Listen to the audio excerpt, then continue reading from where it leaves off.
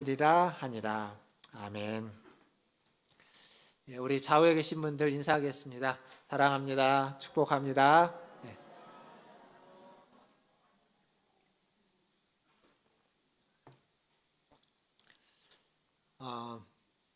정권이 바뀌면 항상 그 정권 초기에 장관들을 새로 임명합니다. 장관들을 임명하면 인사청문회라는 걸 하게 되죠. 그 인사청문회, 제가 기억나는 몇 가지 인사청문회는, 하나는 인사청문회에서 그 공직자에 대한 여러 가지 이야기들 하는데, 원래 인사청문회는 그 공직자가 그 자리에 적합한 자질이 있는지, 어떤 비전이 있는지 이런 것들을 좀 묻고 그것들에 대해서 이제 이야기하는 자리인데, 우리나라는 좀 이 도덕적인 검증 차원에서 좀 많이 집중되어져 있습니다. 그러다 보니까 과거의 잘못들을 들춰내는 일들이 청문회의 주된 내용이 되어버렸죠.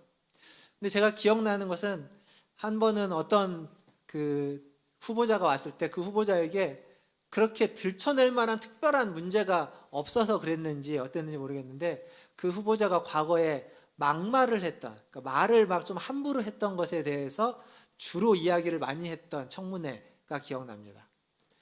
그리고 또 하나는, 제가 전에 있었던 교회에 이제 그분이 교회 집사님이셨는데, 특임 장관으로 후보자 청문회 할 때 그분이 가지고 있는 무슨 재산이나 뭐 이렇게 압력을 가했던 이런 것들이 전혀 없으니까 뭘 했냐면, 과거에 군 복무 시절에 군인으로서 영 밖에 나가서 그 지역에 있는 학생들을 가르쳤던 일, 어찌 보면 좋은 일이죠. 좋은 일인데 군인 신분으로 밖에 나가서 학생들을 가르쳤던 일을 문제로 삼아가지고 이렇게 되게 얘기를 많이 했던 그런 주제를 들었습니다.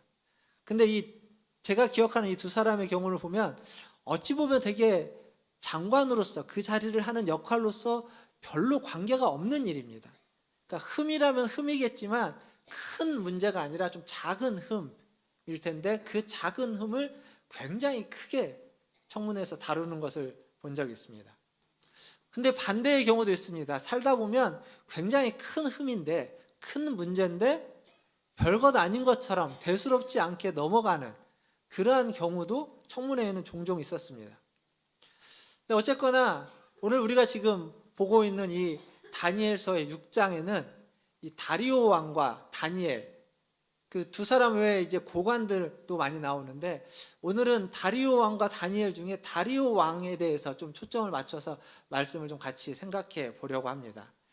하나님이 그들을 통해서 어떻게 일하시고 역사하시는지를 좀 살펴보고자 하는 겁니다. 먼저 성경에 나오는 이 다리오 왕은 굉장히 뛰어난 왕입니다. 어떤 면에서 보면 지금 이 시대의 나라의 한 지도자들, 보통의 지도자들보다 더 뛰어난 면이 있는 지도자다라고 말할 수 있습니다. 왜냐하면 그는 행정적으로 굉장히 유능한 사람이었고, 법에 대해서 아주 법치를 이루어낸 사람이라고 말할 수 있습니다. 그러니까 고대에 그 옛날에 페르시아라고 하는 바사, 메대의 나라의 왕이었는데도 불구하고 법치를 중요하게 생각했던 왕이라는 거죠. 우리가 읽었던 오늘 말씀 1절에 보면, 이 다리오 왕이 120명의 고관들을 세워서 나라를 다스리게 합니다. 온 땅을 다스리게 하죠. 그리고 3명의 총리를 또 세워서 그 고관들을 관리, 감독하게 합니다. 그러니까 무슨 얘기냐면, 자기 밑에 총리 3명을 둬서 한 사람당 40명씩의 고관들을 이렇게 맡겨가지고 그 고관들이 자기를 대신해서 나라들을 잘 다스리고 있는지 없는지를 관리 감독하게 하는 겁니다. 그러니까 이 시스템 자체가 지금의 어떤 행정적인 시스템, 대통령이 있고 장관들이 있고 그 밑에 부서들이 있어서 실제적으로 그 땅들을 지도하고 다스리게 하는 것과 거의 유사한 그런 시스템으로 나라를 운영했습니다. 그러니까 시스템만 그렇게 하는 것이 아니라 자기의 권한을 다리오 왕은 위임할 줄도 알았습니다. 그래서 그 권한을 그들에게, 총리에게, 고관들에게 위임해서 그렇게 다스리겠다는 거죠. 뿐만 아니라 다리오 왕은 법치주의, 고대 왕답지 않게 법을 중요하게 생각하는 왕이었습니다.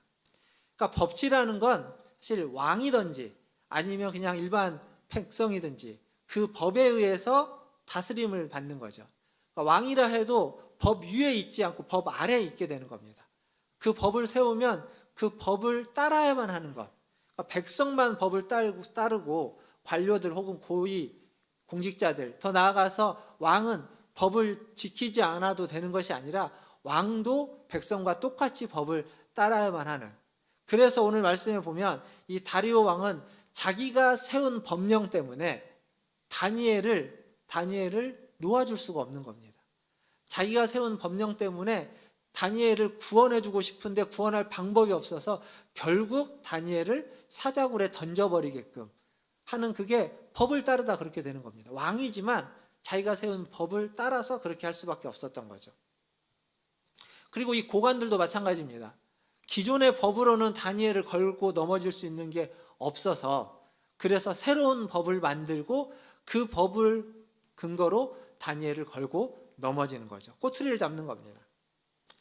그러면 도대체 이 고관들은, 120명이나 되는 고관들은 왜 그렇게 다니엘을 시기했던 걸까요? 다니엘을 꼬꾸러뜨리고 넘어뜨리고 죽이려고 했던 거겠습니까? 오늘 읽은 본문의 2절 말씀에 보면 이런 말씀이 있습니다. 왕에게 손해가 없게 하려 함이었더라. 즉 3명의 총리를 세워가지고 그 고관들을 관리감독하게 했던 이유는 왕에게 손해가 없게 하기 위해서. 다른 말로 바꾸면 그 그들이 분명히 어떤 많은 혜택을 받고 있기도 하지만 자기들이 더 많은 것들을 얻기 위해서 왕의 것을 착복하거나 왕에게 가야만 하는 것을 그 밑에서 자기가 빼앗을 수도 있기 때문에, 왕에게 손해를 끼칠 수도 있기 때문에 그것을 방지하기 위해서 총리들을 세웠다라는 겁니다. 그러니까 그들은 이익을 탐하는 자들이라는 얘기를 돌려서 말하고 있는 거죠. 뿐만 아니라 3절에 가보면 다니엘이 마음이 민첩하고 다른 총리나 고관들보다 더 뛰어났다라고 이야기하고 있습니다. 그 얘기는 뭐냐면, 뛰어났다고 이야기하면서 다니엘로 온 나라를 다스리게 했다는 건 총리들 중에 3명의 총리들 중에 다니엘을 제1총리로 세웠다라는 이야기이기도 합니다. 근데 이게 생각해 보시면 지금 다니엘이 어떤 사람이냐면, 다니엘은 이 메대와 바사의 관료들이 보기에 자기네들이 정복한 나라 바벨론, 자기네들과 싸워서 진 나라, 패배한 나라 바벨론의 옛 관리입니다. 바벨론의 관료였고, 그것도 나이가 많이 들어서 이제는 은퇴한 관료였습니다. 근데 자기네들이 정복한 나라의 관료를 데려다가 자기네들 위에 둔 겁니다. 이게 쉽게 수긍할 수 있는 게 아닌 거죠. 뿐만 아니라 좀 더 근본적으로 가보면 이 다니엘은 바벨론의 관료이긴 했지만 바벨론이 정복했던 유다에서 포로로 잡혀온 사람입니다. 이 단계를 놓고 보면 지금 메대와 바사의 관료들이 보기에 다니엘이 자기네들 위해서 자기네들을 관리 감독한다? 도저히 받아들일 수 없는 겁니다. 포로의 포로였던 사람, 그런 겁니다. 그 지난 주 중에 수목 드라마인가요? 드라마 요일은 잘 모르겠는데 수요일날 아무튼 하는 드라마인데, 그 이상한 변호사 우영우라는 드라마가 있습니다. 그 드라마에 지난주에 어떤 에피소드가 있었냐면, 탈북자가 어떤 죄를 지었는데 그 죄를 짓고 붙잡혔다가 도망을 쳤습니다. 그래서 한 5년 정도 도망자 생활을 하다가 다시 죄값을 치르기 위해서 자수를 해서 재판을 받는 스토리가 있었습니다. 왜 그랬냐면, 그 자기 아이가 너무 어려서 자기가 그냥 붙잡혀서 들어가면 이 아이가 홀로일 뿐만 아니라 엄마인 자기를 기억을 못할까 봐 5년 동안 몰래 아이를 좀 숨어 지내면서 아이가 자기를 기억할 수 있을 정도로 아이가 큰 다음에 죄값을 치르기 위해서 자수를 한 거죠. 그래서 이제 5년 만에 다시 재판을 벌이고 있는데, 그 재판에서 증인으로서 한 의사가 나왔습니다. 근데 그 의사가 뭐라고 이야기를 하냐면 이런 얘기를 합니다. 아니, 이 재판도 국민의 세금으로 재판을 하는데 이 재판을 하면서 왜 우리의 세금으로 저 탈북자를 변호해 주는 재판을 해야 되냐. 저 탈북자는 쉽게 말하면 나쁜 사람이라는 거죠. 한국 사람을 변호해 줘야 되지 왜 한국 사람이 아닌 저 탈북자들을 위해서 우리 세금을 들어서 변호를 해야 되느냐, 이런 얘기를 거기서 했습니다. 그러니까 그 의사 입장에서는 그 사람은 국민이 아닌 겁니다. 탈북자는 자기와 같은 사람이 아니라 차별받아 마땅한 사람으로 이야기해주고 있었습니다. 근데 이게 지금 오늘 성경에 나오는 이 메대와 바사의 관료들, 그 고관들의 입장과 똑같은 겁니다. 고관들이 보기에 다니엘은 그런 사람인 겁니다. 같은 동등한 사람이 아니고 그들보다 못한 사람이고 멸망했던, 망했던, 자기네들이 정복했던 나라의 사람이고 또 그들보다도 더 밑에 있는 유다 사람, 그렇게 보이는 겁니다. 근데 왜 망한 바벨론의 관료가 우리를 다스려야 되고 관리해야 되고 감독해야만 하느냐? 또 포로 신세였던 그가 어떻게 우리를 관리 감독할 수 있느냐라고 지금 그들 마음 가운데 다니엘을 받아들이지 못하고 있는 겁니다. 그래서 어떻게든지 그를 끌어내리려고 하는 거죠. 4절을 보시면 고관들이 다니엘을 고발해서 끌어내리기 위해서 이렇게 이야기합니다. 이에 총리들과 고관들이 국사에 대하여 다니엘을 고발할 근거를 찾고자 하였으나 아무 근거, 아무 허물도 찾지 못하였으니 이는 그가 충성되어 아무 그릇됨도 없고 아무 허물도 없었음이더라. 그러니까 국사에 대해서, 나라의 일에 대해서 그가 잘못한 것을 이렇게 먼지를 턴 겁니다. 털어가지고 잘못한 것이 하나라도 있으면 그걸 가지고 고발을 하려고 했는데 아무것도 못 찾은 겁니다. 흠이 없다는 거죠. 다니엘은 무음했다는 겁니다. 흠이 없으면 인정을 해야 되는데 흠이 없어도 이 고관들은 인정하지 않습니다. 어떻게든지 흠을 만들려고 하는 겁니다. 근데 흠을 찾아도 흠이 없자 그들이 어떻게 흠을 만드냐면, 국사와 관련해서는 다니엘에게 흠이 없다. 오케이, 그러면 국사 말고 다른 걸 가지고 다니엘을 고발해야 되겠다라고 찾다 보니까 고발할 수 있을 만한 것이 다니엘이 가지고 있는 신앙이었던 겁니다. 자기네들의 신앙과 다른 신앙, 바사, 페르시아의 사람들과는 다른 신앙을 가지고 있는 저것을 걸고 넘어져야 되겠다라고 하는 거죠. 그래서 5절에 보니까 이렇게 되어져 있는 겁니다. 그들의 이르되 이 다니엘은 그 하나님의 율법에서 근거를 찾지 못하면 그를 고발할 수 없으리라. 율법을 가지고, 율법에서 말하는 걸 가지고 다니엘을 고발해야 되겠다. 하나님을 섬기는 그 율법에 따른다는 것을 가지고 잡고 늘어져야 되겠다. 그렇게 판단을 한 거죠. 사랑하는 성도 여러분, 만일 어떤 그리스도인이, 어떤 성도가 이런 평가를 받는다는 건 대단한 겁니다. 잘 생각해 보십시오. 우리가 사회생활을 합니다. 우리가 사회생활을 하는데 이 사회생활을 하는 중에는, 사회생활 가운데는 아무런 트집 잡을 게 하나도 없는 겁니다. 사회생활도, 가족생활도, 동네에서 지내는 주변 사람들과의 관계에서도 트집 잡을 게 하나도 없습니다. 그래서 뭘 트집 잡냐면, 이 사람을 트집 잡을 수 있는 건 주말에, 주일날 왜 교회를 가느냐, 이거 트집 잡는 겁니다. 지금 우리가 여기에 있는 이거 트집 잡는 거죠.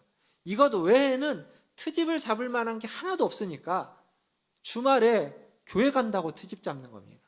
그리고 그걸 가지고 그 사람을 잡아 끌어서 내려오게 하는 것. 이게 지금 성경에 있는 이 고관들이 다니엘을 향해서 하고 있는 겁니다. 흠잡을 데가 없이 사는 것, 이거 어려운 겁니다. 사실 불가능에 가까운 거죠.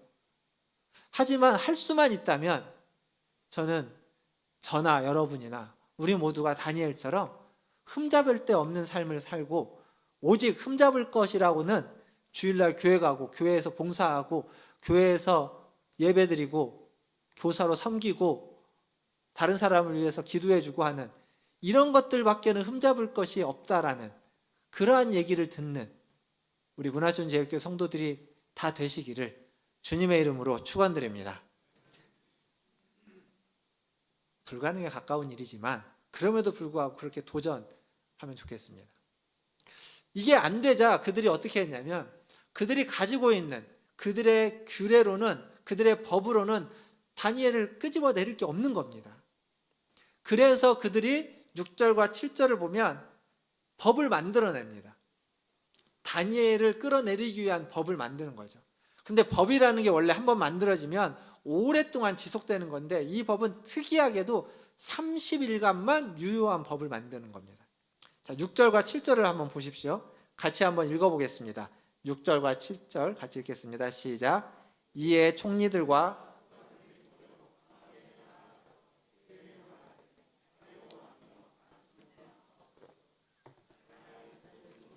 지사와 총독과 법관과 관원이 의논하고 왕에게 한 법률을 세우며 한 금령을 정하실 것을 구하나이다. 왕이여, 그것은 곧 이제부터 30일 동안에 누구든지 왕 외에 어떤 신에게나 사람에게 무엇을 구하면 사자굴에 던져 넣기로 한 것이니이다. 아멘. 자, 여기 보시면 이 법은 30일간만 유효한 겁니다. 근데 30일 동안 어떤 식의 내용이냐면, 지금 다리오 왕 당신 외에 다른 신에게나 다른 사람에게 구하지 못하도록, 요구하지 못하도록, 기도하지 못하도록 하는 법입니다. 만약 다른 사람에게 기도하거나 다른 신에게 기도하면, 이 30일 내에 기도하면 사자굴에 쳐넣겠다. 그러니까 형벌이 주어져 있는 법이죠. 30일이 지나면 상관이 없는 겁니다. 30일이 지나면 아무런 상관이 없지만 30일 동안은 이렇게 하는 법을 세우면 좋겠습니다 라고 권면을 하는 거죠. 사실 이게 이 왕 입장에서 보면 굉장히 우쭐할 수 있는 법이기도 합니다. 그러니까 자기가 모든 사람 위에 군림되어 있고 다른 신보다도 더 위에 있다는 것을 30일 동안에는 모두에게 보여줄 수 있는 법이기 때문에 그렇습니다.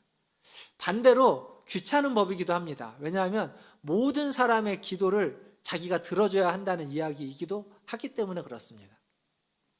어찌됐거나 이 법령을 그들이 제안을 했고 왕은 그것을 받아들였고, 거기에 하나 더, 이 법령을 아무도 고치지 못하도록 금령이 되도록 왕의 도장을 찍어 주십시오 라고 하자 왕이 흔쾌히 도장을 찍어버렸습니다.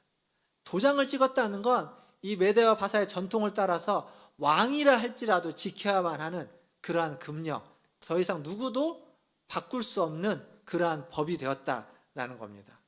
근데 이게 다리오 왕이 금방 알게 됐습니다. 이게 다니엘을 겨냥한 법령이라는 것을, 다니엘을 넘어뜨리기 위한 금령이라는 것을 금방 알았습니다. 13절과 14절을 보시면 이렇게 적혀져 있습니다. 그들이 왕 앞에 말하여 이르되, 왕이여, 사로잡혀 온 유다 자손 중에 다니엘이, 자 여기 보십시오. 다니엘을 이들은 총리로 인정하지 않습니다. 사로잡혀 온 유다 자손, 포로였던 유다 자손이라고 이야기하고 있습니다.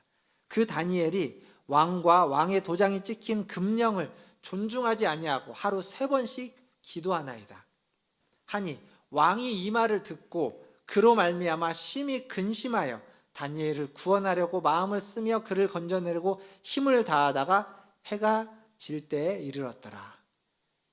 그러니까 이 다리오 왕이 이들이 딱 다니엘을 걸고 넘어진 걸 딱 듣자 아차 싶은 겁니다. 그래서 자기 생각하는 거죠. 어떻게 하면 이 다니엘을 구원할 수 있을까? 어떻게 하면 다니엘을 여기서 건져낼 수 있을까? 근데 아무리 고민해도 하루 종일 고민했는데 방법이 없는 겁니다. 방법을 못 찾는 거죠. 그러니까 그가 지금 제정했던 그 법에 그도 제한받고 있는 겁니다. 분명 다리오 왕은 유능한 왕입니다. 지혜로운 왕입니다.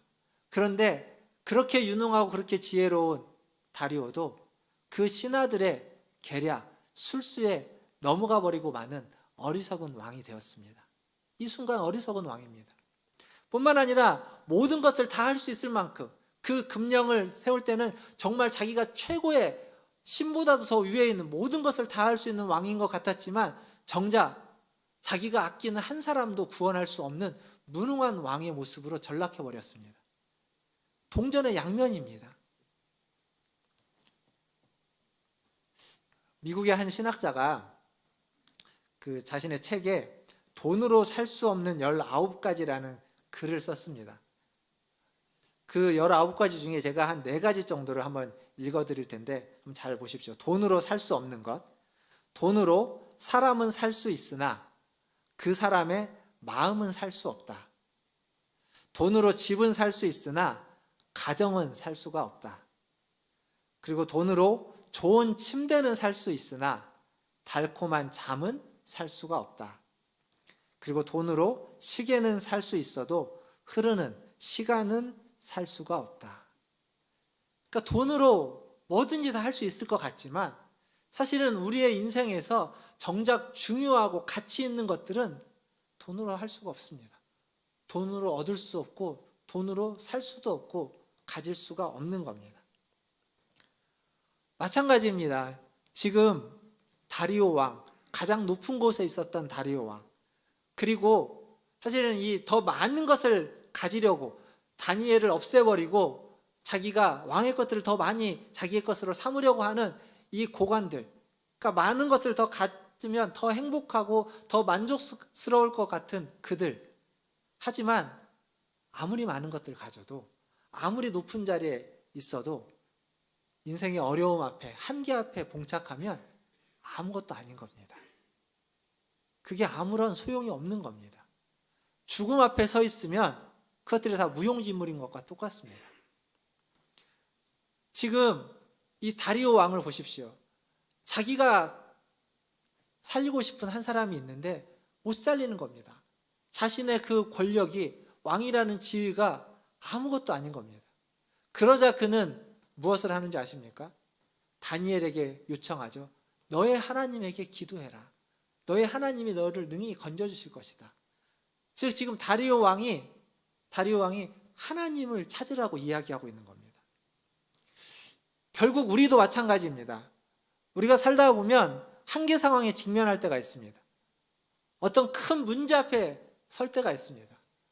그때 우리가 아무리 노력을 해도 그 문제가 해결되지 않을 때, 아니 어쩌면 우리는 그때 노력하기 이전에 먼저 하나님을 찾을 겁니다. 우리는 먼저 하나님을 붙잡게 되는 겁니다. 주님을 찾아야만 하는 겁니다. 우리가 오늘 이 시간 이렇게 예배 자리에 나와서 예배를 드리는 이유도 마찬가지입니다. 하나님을 찾고 하나님을 부르고 하나님을 만나기 위해서. 그래서 오늘 이 예배 자리에 나오신 우리 모든 성도님들이 하나님을 찾고 하나님을 부르시기를, 그래서 하나님을 만나는 이 예배의 자리가 다 되시기를 주님의 이름으로 축원드립니다. 다니엘은 금령을 알았죠. 그럼에도 불구하고 그는 하루에 3번씩 기도하는 것을 쉬지 않았습니다. 창문을 열고 기도했습니다. 사실 다리오 왕이 다니엘을 구원해 줄 방법으로 할 수 있는 게 하나 있습니다. 그게 뭐냐면 다니엘을 불러가지고 다니엘에게 타협을 요구하는 거죠. 30일 동안만 기도하지 마라. 아니면 30일 동안만 창문을 닫고 기도해라. 근데 왜 안 했을까요? 다리오 왕은 아는 겁니다. 다니엘이 그 말을 안 들을 거라는 것. 그게 다니엘에게 얼마나 중요한 건지 알기에 아예 그 부를 생각을 안 했던 거죠. 즉 다니엘은 왕이 금령을 내려도 그 누가 막아도 이걸 멈추지 않았던 겁니다. 사실 30일이면 금방 지나갑니다. 금방 지나가는데 그 금방을 눈 감지 않고 항상 해왔던 대로 기도하는 겁니다. 다니엘이 고관들이 자기를 잡기 위해서 이러한 금령을 만들었다는 걸 몰랐을까요? 알았을 겁니다. 알았고 거기에 도장을 찍게 한 것도 알았고, 그래서 자기가 기도하면 잡힐 거라는 걸 그는 분명히 알았지만 그냥 내버려 두고 그것을 그대로 받은 겁니다. 그래서 결국 흠이 없는 다니엘이 사자굴에 던져지게 됩니다. 여기에서 질문이 하나 생기지 않습니까? 도대체 이 일이 이렇게 진행되는 동안 하나님은 어디서 뭘 하셨을까? 다니엘이 그렇게 하루에 3번씩 기도했는데 도대체 그 기도를 하나님은 뭘로 들으셨을까? 어디에 가 계셨을까?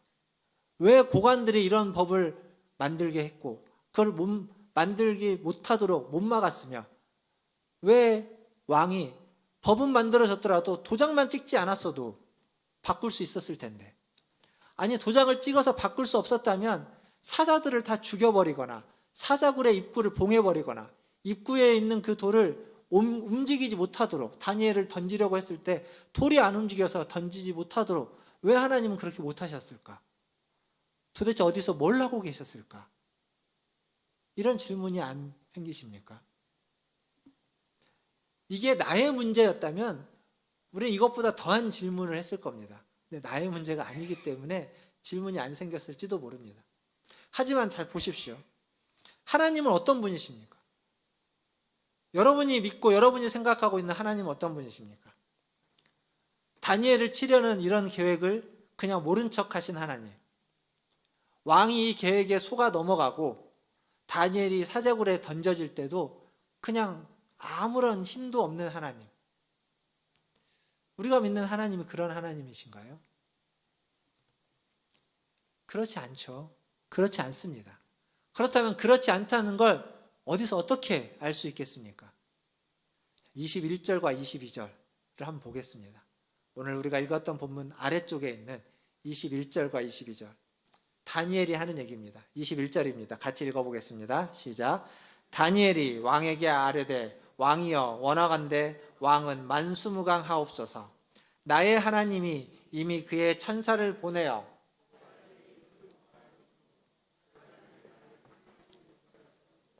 이는 나의 무죄함이 그 앞에 명백함이오며 또 왕이여 나는 왕에게도 해를 끼치지 아니하였나이다 하니라.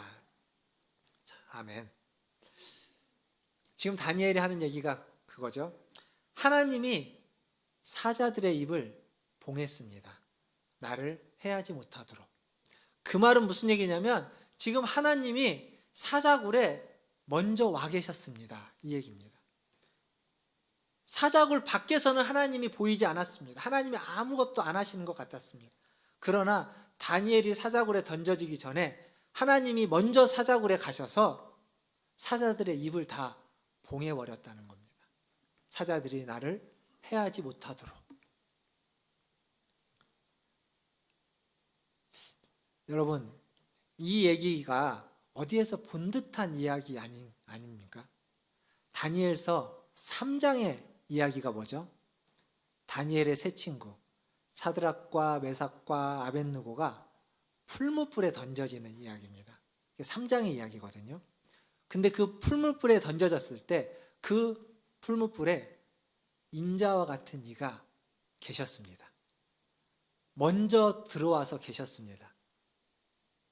세 친구가 들어왔을 때 그분이 그들의 결박을 다 풀어주고 그곳에서 그들과 함께 즐겁게 춤을 췄다라는 것을 우리는 다니엘서 3장에서 봤습니다. 똑같습니다. 지금 풀무불 대신 사자굴이죠. 하나님이 사자굴에 먼저 와 계셨습니다. 그리고 다니엘을 기다리고 있었습니다.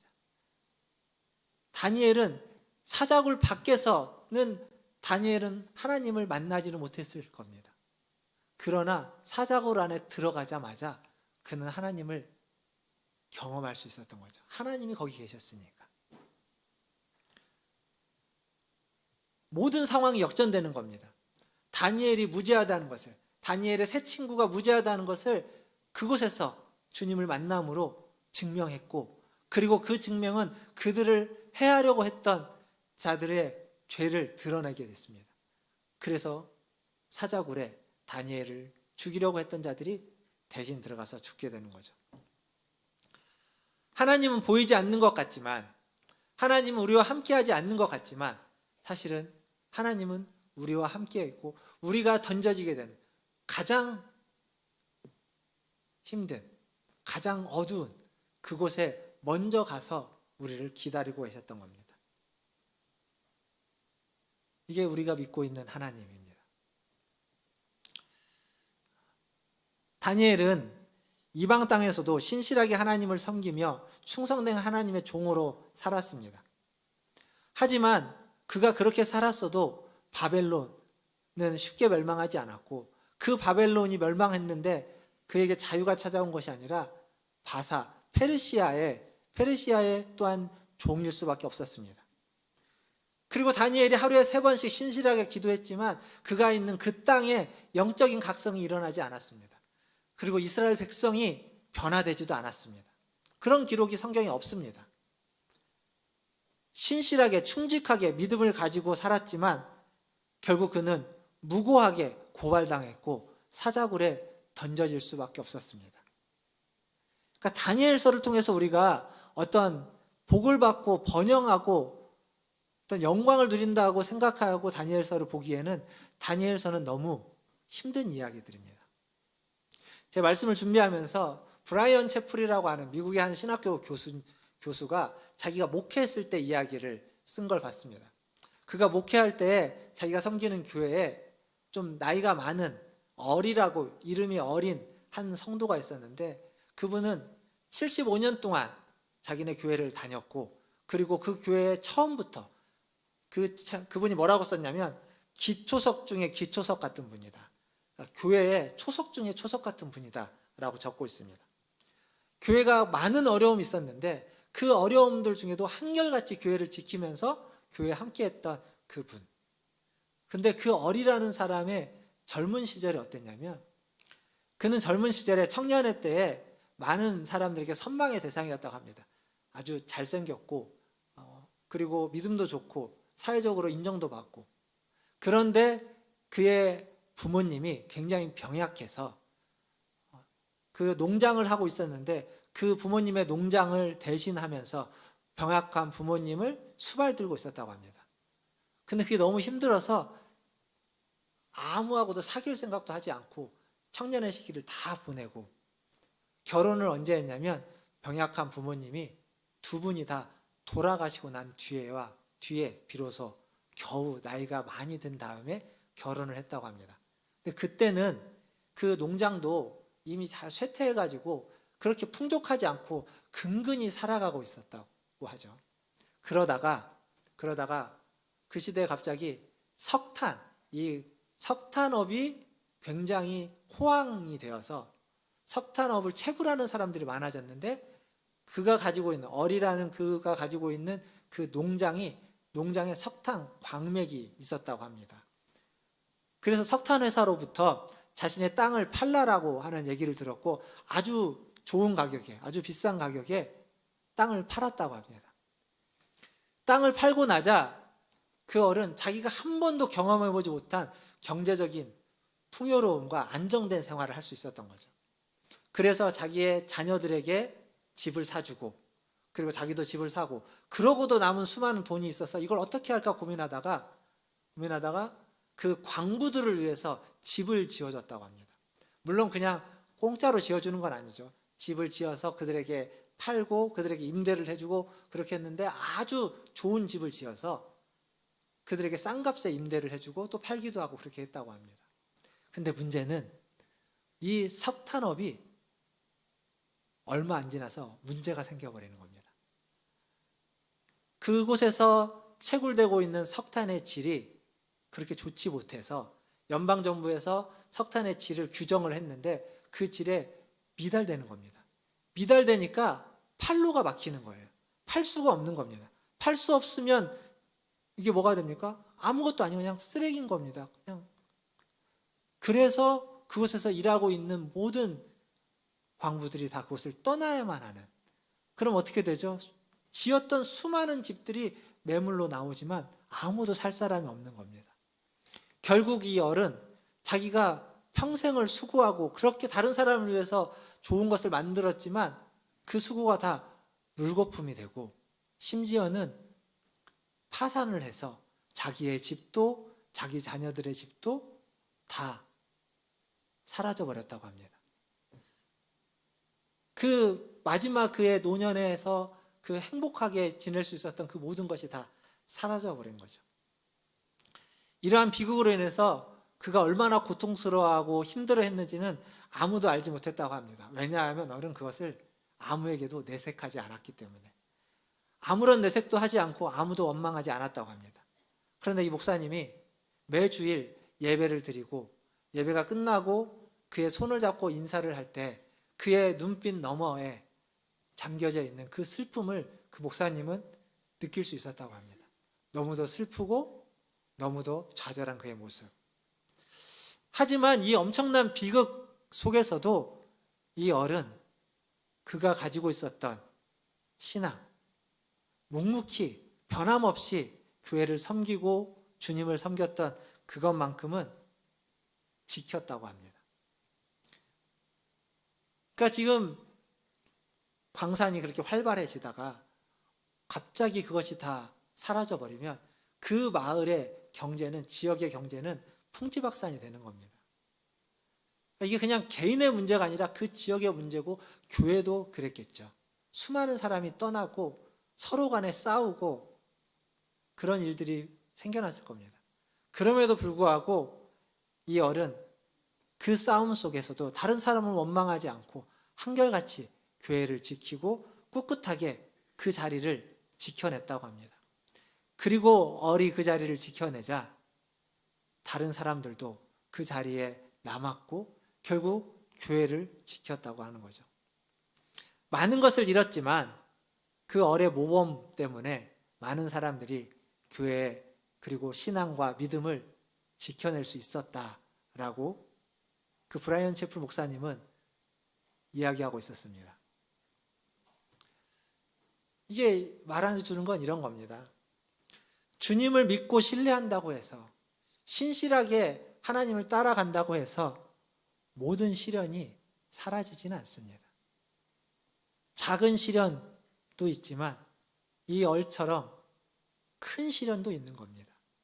다니엘과 세 친구처럼 풀무불에 던져지는 시련도 있을 수 있고 사자굴에 던져지는 시련도 있을 수 있습니다. 이들이 주님을 잘못 믿었거나 주님 앞에 죄를 지어서가 아닙니다. 신실하게 바르게 흠이 없도록 주님을 믿고 따랐지만 그런 일이 우리 앞에 생겨날 수 있는 겁니다. 풀무불에 들어가기 전까지, 사자굴에 들어가기 전까지 그들은 하나님을 만나지 못했습니다. 그러나 풀무불에서, 사자굴에서 그들은 하나님을 만났습니다.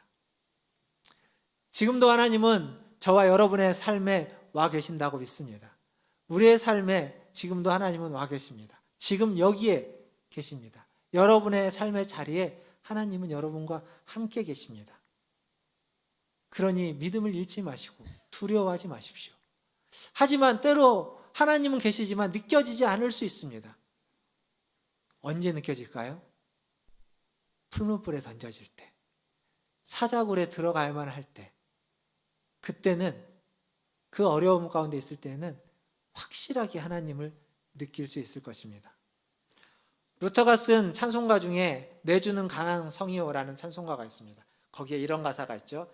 이 땅에 막이 들끓어 우리를 삼키려 하나 겁내지 말고 서 있어라, 섰거라, 진리로 이기리로다.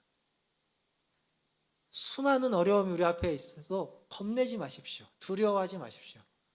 그 문제 앞에, 그 불 앞에, 그 굴 속에 하나님이 먼저 와 계시고 하나님이 먼저 문제들을 해결해 가십니다. 그러니 그 하나님을 믿고 그 하나님을 의지하고 오늘 또 살아가시는 저와 여러분 다 되시기를 주님의 이름으로 축원드립니다. 기도하겠습니다. 오늘 기도하실 때 주님을 신뢰한다고 해서 시련이 다 없지는 않습니다. 흠이 없다고 해서 문제가 다 사라지는 것은 아닙니다. 사자굴에 던져질 수도 있고 풀무불에 던져질 수도 있습니다. 하지만 겁내지 마십시오. 두려워하지 마십시오. 하나님이 거기에서 이미 여러분을 오래전부터 기다리고 있습니다. 하나님이 거기에서 여러분을 건져주실 것이고 진리가 이길 겁니다. 하나님이 여러분을 새롭게 해주실 줄 믿습니다. 여러분의 삶의 자리에 오신 그 하나님 앞에 기도하십시오. 하나님, 믿음을 잃지 않게 하여 주시옵소서. 어떤 시련이 와도 나의 믿음이, 우리의 믿음이 흔들리지 않고 믿음이 사라지지 않고 믿음으로 그 시련을 견뎌낼 수 있도록 도와주시옵소서. 주를 신뢰하며 하루하루를 살아갈 수 있게 해주시옵소서라고 우리 같이 한 목소리로 기도하며 나가겠습니다. 기도하겠습니다.